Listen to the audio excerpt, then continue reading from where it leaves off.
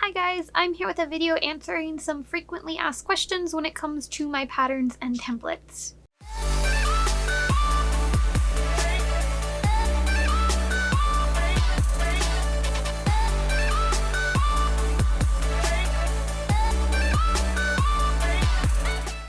So first things first, if you don't already know, I sell patterns and templates for various cosplay pieces and cosplays in general on Storenvy and Etsy. Why do I sell in both places? On Storenvy, if you buy directly from the link that I usually link out, which is my storefront, there are no sort of selling fees whatsoever. So besides the processing fees from the transaction, like whether it's on PayPal or Stripe, I get like basically 100% of the profits, which my templates are never very expensive, so you know that's kind of nice.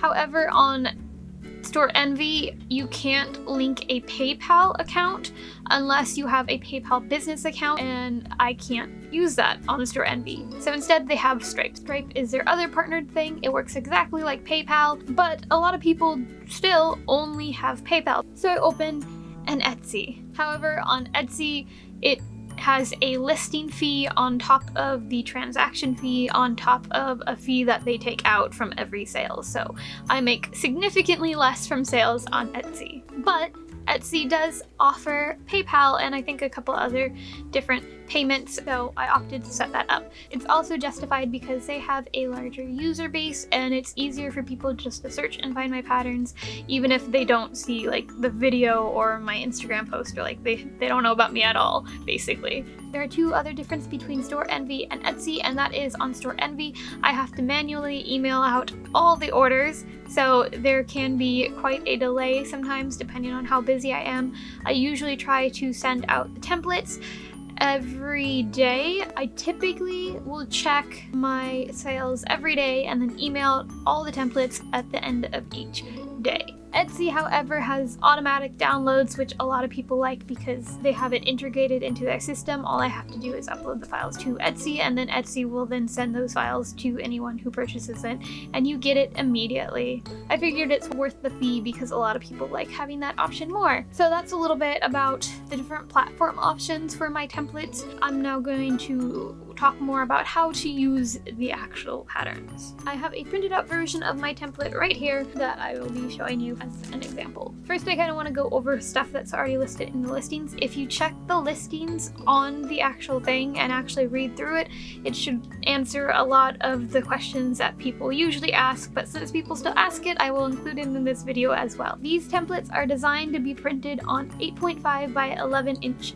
paper, which is standard US printer paper or letter paper. If you live in a different country outside of the US, this paper is still available to you. You just might have to go to a office store or a store that sells stationery and paper specifically, or order it online. If you have knowledge about breaking up pieces onto like different sheets of paper, like resizing it in a way that it keeps its size so that you can print on whatever size paper you usually print on, then feel free to do that. However, I have no idea how to do those kinds of things, so I'm not going to be a lot of help. So don't ask me that question. That's not something I can answer. So the other thing is, when you're printing these, you want to print without borders. This is something I was always used to doing because my printer can print from edge to edge all the way around the paper, from one side to the other side, and I didn't realize that that's not a thing that every printer can do. A lot of printers, even when you select for it to be borderless, will still have a margin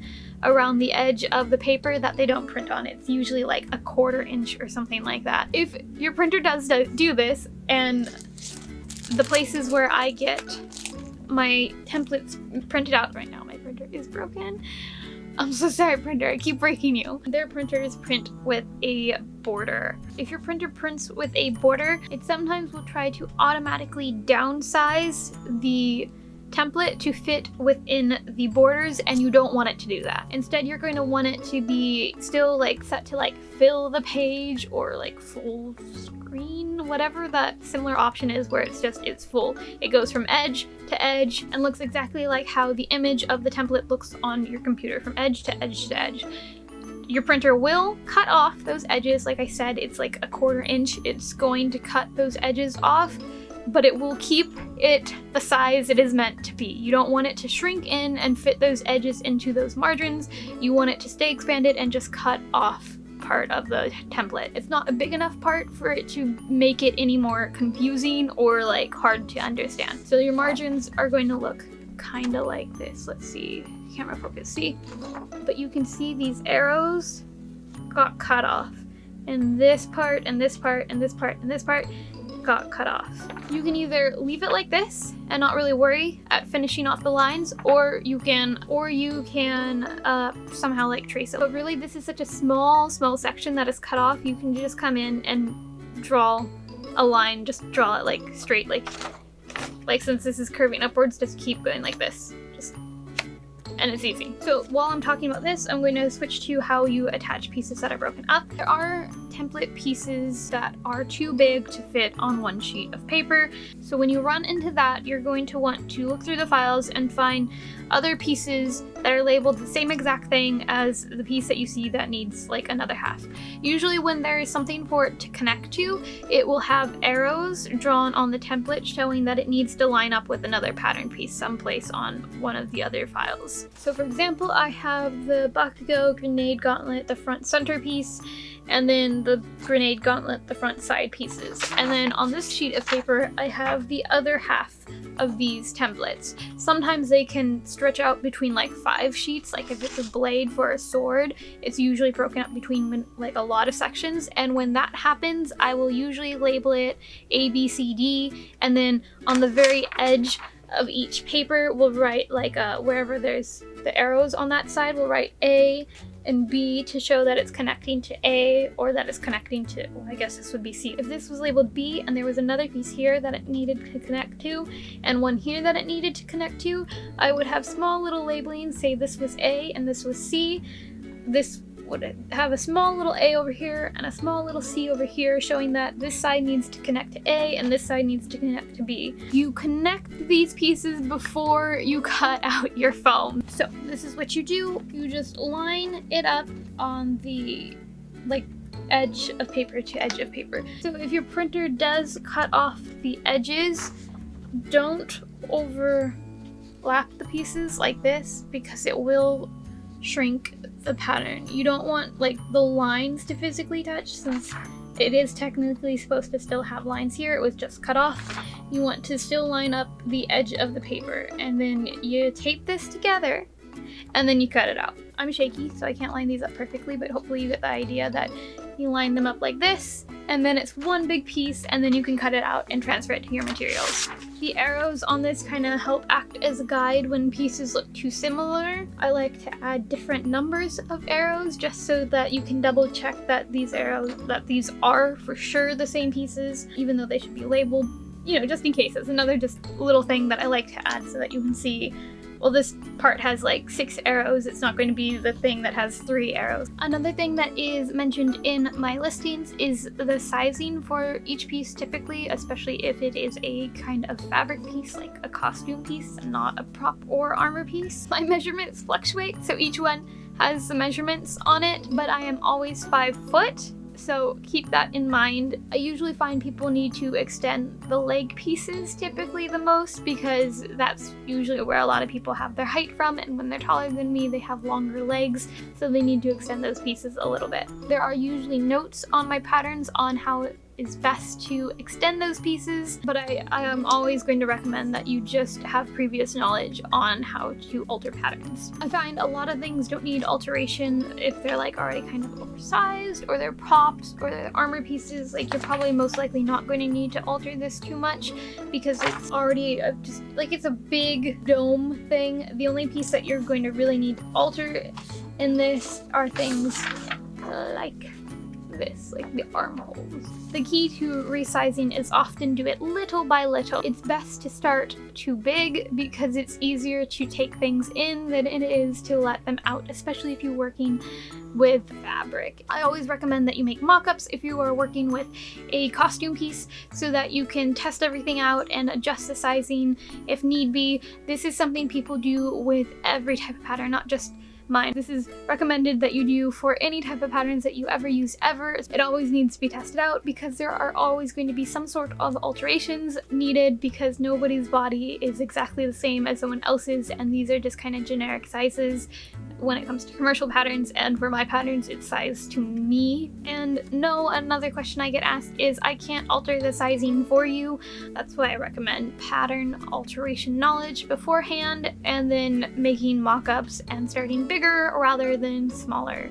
So while we're on the topic, a lot of people ask if I accept commissions. I don't accept commissions for costume pieces or prop pieces or anything of the sort. I do, however, accept commissions for template pieces depending on what the piece is. I will usually take prop commissions, I'll sometimes take armor commissions and costume commissions to make templates for, but it also kind of depends on your size. Like right off the bat, I know that sounds kind of messed up. I only really pattern by draping and duct tape methods, so if it's not a similar size to me, then I don't feel comfortable making a template for you at the moment. If you're commissioning me, then I want to be able to make it in your size so that you don't need to make those alterations. If it's a sort of pattern that I feel I can make those alterations to without having to drape around someone a similar size to you, then I will take it. There's quite a few pieces like this, like a lot of armor pieces. I can't do something like pattern a bodysuit or some sort of form-fitting garment or something necessarily. So if you are interested in commissioning me to make a template piece for you, just message me. And yes, I do accept commissions for males. Again, it depends on the piece. I can't necessarily make like guy clothing templates because I just don't have a male figure, obviously, but I can do like armor pieces and props and stuff like that. I have made a chest piece for someone. Alright, so more about reading some things on my templates. So again, going back to a template page, my templates are always labeled with what piece they are. You're usually going to want to use a reference photo to piece these together so that you can see what I'm referencing. If it is a really confusing pattern like Cammie's jacket, I will include like a reference photo. For Cammie's jacket, I drew up a turnaround of her outfit and then labeled each piece on that turnaround and paired that in with the template so that you guys could see exactly which piece goes where. I will always have the amount that you need of each piece here, like this is ×4, this is ×4, and then it says flip 2. So what flip 2 means, if you are working with a material that is not the same on both sides, so if you have foam that is textured on one side, or if you have a fabric that is like the right side of the fabric and then the wrong side of the fabric, this is just basically telling you to cut this many pieces, but you're going to want to flip to those because they're going to be like opposite at some point, and you need to have the right side on the outside. And if you don't flip it, then you're going to end up with like the piece that has like the right side, and then you're going to end up with a piece that has like the wrong side facing outward, and you don't want that. I always usually label like what's top, what's bottom, what are the sides. Here it says what you're connecting what piece to, like this is the center back, so it's going to connect to itself, and then this side is connect to the side pieces, and that's what you're going to connect to this side. Some templates, I don't have an example of this, some templates do end on the edge of the paper. If there are no arrows on the edge and no other piece labeled the same thing that that piece is, that usually means that's where it cuts off and that's the edge. I'll typically write that this is like the side or the top or the edge to signify that this edge of the paper is the end of that template piece. I typically will only do that when it's the best way that it works out when trying to fit all these pattern pieces onto the least amount of paper as possible, because I am very conscious of how much paper some of these templates will take up. Some pieces, again, I don't have an example of this right now, some pieces are costume pieces, which means you need seam allowance, and some of my base patterns, like when I actually have the pattern piece that I made, I don't have seam allowance included on it. I will always mention whether or not you need to add seam allowance.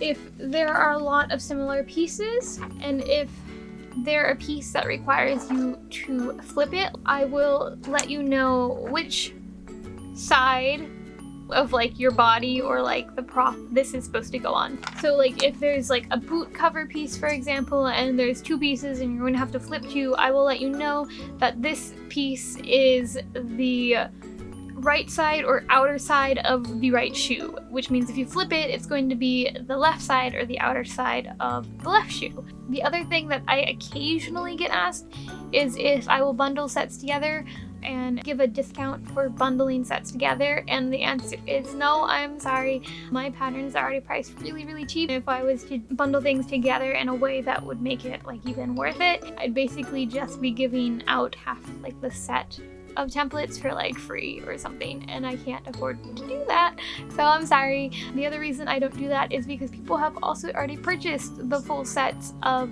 patterns for the prices that they are, and that would not be fair to them. If you are looking to get deals on my templates, I do sales on them, so just keep an eye out for sales. Why do you separate your patterns? And that is because not everybody wants the full pattern set. Some people only need templates for certain pieces, so I typically try to bundle pieces together. That makes sense. This way people can buy what they want, and it keeps things cheaper and separated so that people aren't forced to buy more expensive patterns just for like a piece of it. And one other thing before I forget, because I almost forgot this. What kind of files are my files? So if you are buying on Storenvy, all of my files are JPEG images. All of my files in general, like the actual template files, are always JPEG images. That's just what I am comfortable making them as. However, on Etsy, because they only allow a maximum of 5 files to be uploaded for them to then send out to people, I have to bundle all my files into a zip folder or a zip file, because not all of my templates, in fact quite a bit of them, aren't limited to just 5 files. You will need a program to extract these. I believe there's programs for free. Honestly, I've had one on like all my computers forever. I don't even remember how I get them. I think if you just Google how to open a zip file, you'll get a ton of links of really trusted programs to open it. You basically just install it and then forget it exists, and whenever you open it, it will just open it through that program by default. If you aren't someone that doesn't have this and you don't want to have to deal with finding a program, then purchasing off of Storenvy is probably best, because either way you will have to wait for me to manually send the files to you. So I do have templates that come with write-ups. Those are usually for templates that don't have a video to pair with them, and probably won't ever have a video to pair with it. I make a write-up instead to explain my build, because I always try to pair some sort of tutorial with the templates. So for the write-up ones, they are a Word document.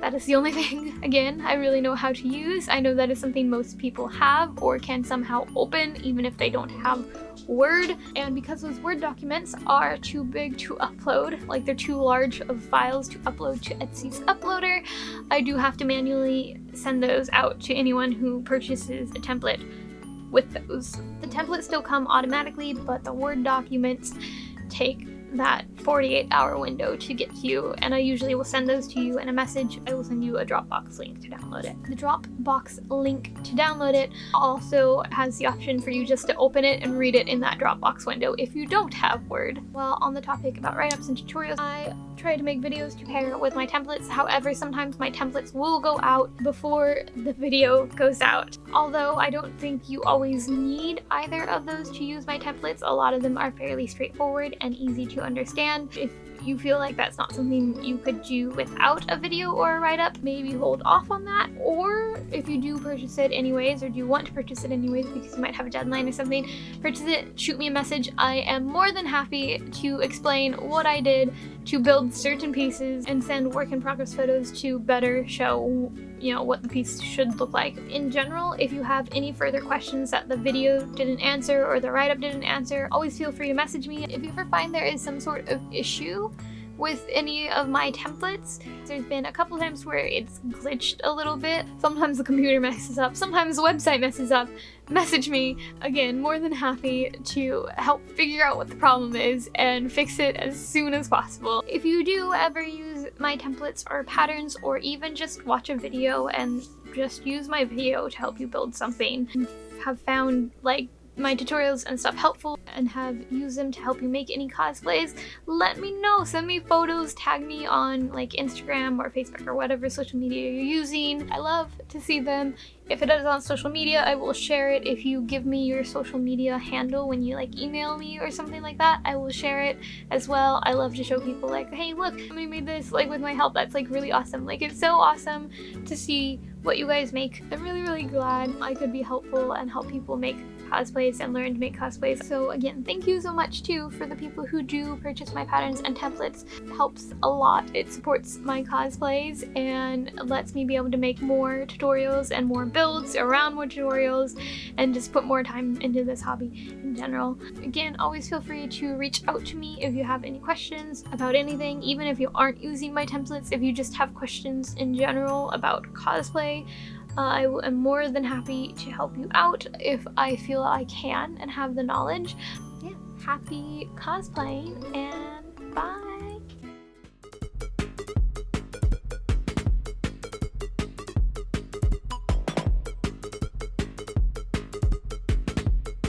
So if your printer does print with a margin,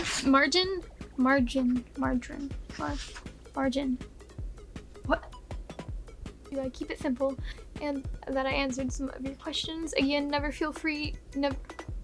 wow, that is not what I was going to say. Brain, what you doing?